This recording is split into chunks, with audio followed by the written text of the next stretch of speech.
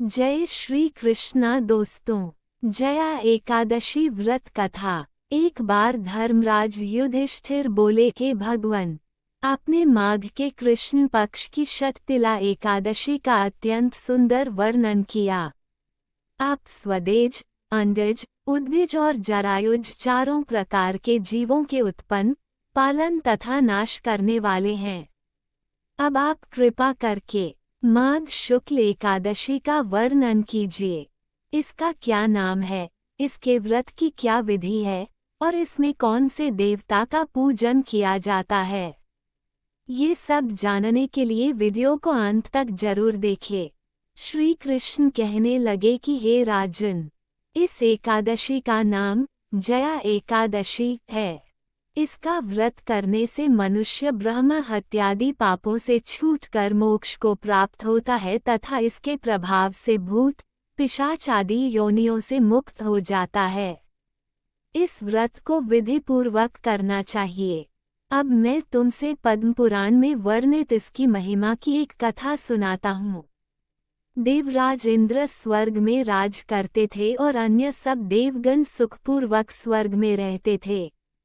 एक समय इंद्र अपनी इच्छानुसार नंदन वन में अप्सराओं के साथ विहार कर रहे थे और गंधर्व गान कर रहे थे।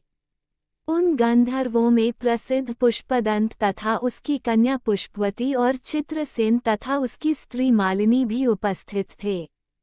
साथ ही मालिनी का पुत्र पुष्पवान और उसका पुत्र माल्यवान भी उपस्थित थे। पुष्पवती गंधर्व कन्या माल्यवान को देखकर उस पर मोहित हो गई और माल्यवान पर काम बाण चलाने लगी। उसने अपने रूप लावण्य और हावभाव से माल्यवान को वश में कर लिया। हे राजन, वह पुष्पवती अत्यंत सुंदर थी।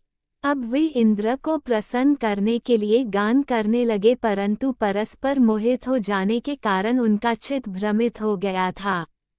इनके ठीक प्रकार न गाने तथा स्वर ताल ठीक नहीं होने से इंद्र इनके प्रेम को समझ गया और उन्होंने इसमें अपना अपमान समझकर उनको शाप दे दिया।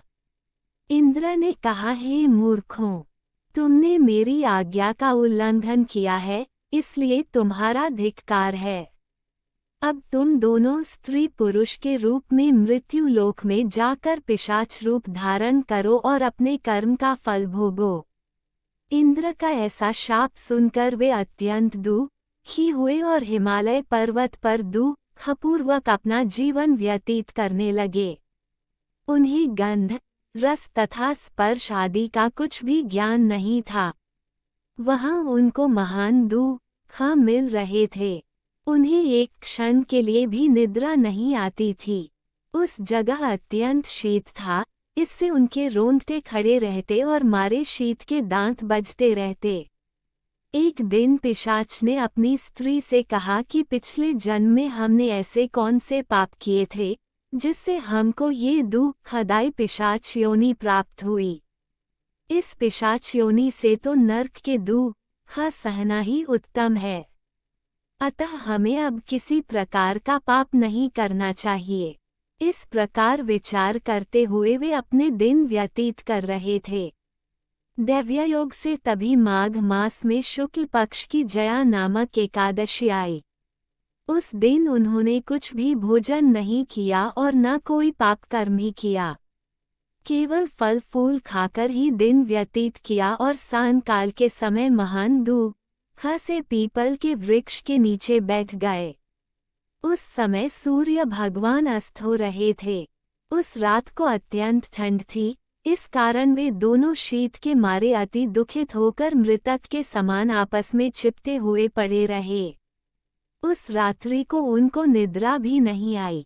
हे राजन, जया एकादशी के उपवास और रात्रि के जागरण से दूसरे दिन प्रभात होते ही उनकी पिशाच योनि छूट गई। अत्यंत सुंदर गंधर्व और अप्सरा की देह धारण कर सुंदर वस्त्राभूषणों से अलंकृत होकर उन्होंने स्वर्गलोक को प्रस्थान किया। उस समय आकाश में देवता उनकी स्तुति करते हुए पुष्प वर्षा करने लगे। स्वर्गलोक में जाकर इन दोनों ने देवराज इंद्र को प्रणाम किया। इंद्र इनको पहले रूप में देखकर अत्यंत आश्चर्यचकित हुआ और पूछने लगा कि तुमने अपनी पिशाच योनि से किस तरह छुटकारा पाया, सो सब बता लाओ। माल्यवान बोले कि हे देवेंद्र, भगवान विष्णु की कृपा और जया एकादशी के व्रत के प्रभाव से ही हमारी पिशाच देह छूटी है। तब इंद्र बोले कि हे माल्यवान, भगवान की कृपा और एकादशी का व्रत करने से न केवल तुम्हारी पिशाच योनि छूट गई, वरन हम लोगों के भी वंदनीय हो गए, क्योंकि विष्णु और शिव के भक्त हम लोगों के वंदनीय हैं, अतः आप धन्य है। अब आप पुष्पवती के साथ जाकर विहार करो। श्री कृष्ण कहने लगे कि हे राजा युधिष्ठिर, इस जया एकादशी के व्रत से बुरी योनि छूट जाती है। जिस मनुष्य ने इस एकादशी का व्रत किया है उसने मानो सब यज्ञ, जाप, दान आदि कर लिए। जो मनुष्य जया एकादशी का व्रत करते हैं वे अवश्य ही 1000 वर्ष तक स्वर्ग में वास करते हैं। एकादशी के दिन करें यह पावन आरती। यहाँ पाठकों के लिए प्रस्तुत है एकादशी की आरती। इस आरती में सभी एकादशियों के नाम शामिल है। एकादशी की आरती। ओम जय एकादशी, जय एकादशी, जय एकादशी माता। विष्णु पूजा व्रत को धारण कर शक्ति मुक्ति पाता। ओम तेरे नाम गिनाऊं देवी, भक्ति प्रदान करनी। गण गौरव की देनी माता, शास्त्रों में वर्णी। ओम मार्ग शीर्ष के कृष्ण पक्ष की उत्पन्ना, विश्वतारिणी जन्मी। शुक्ल पक्ष में हुई मोक्षदा, मुक्तिदाता बनाई। ओम पौष के कृष्ण पक्ष की, सफला नामक है। शुक्ल पक्ष में होए पुत्रदा, आनंद अधिक रहे।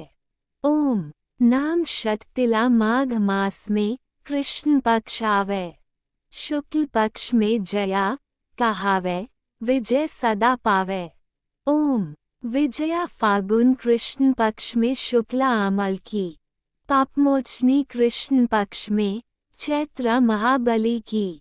ओम चैत्र शुक्ल में नाम कामदा, धन देने वाली। नाम बरूथिनी कृष्ण पक्ष में, वैसाख माह वाली। ओम शुक्ल पक्ष में होए मोहिनी अपरा ज्येष्ठ कृष्ण पक्षी।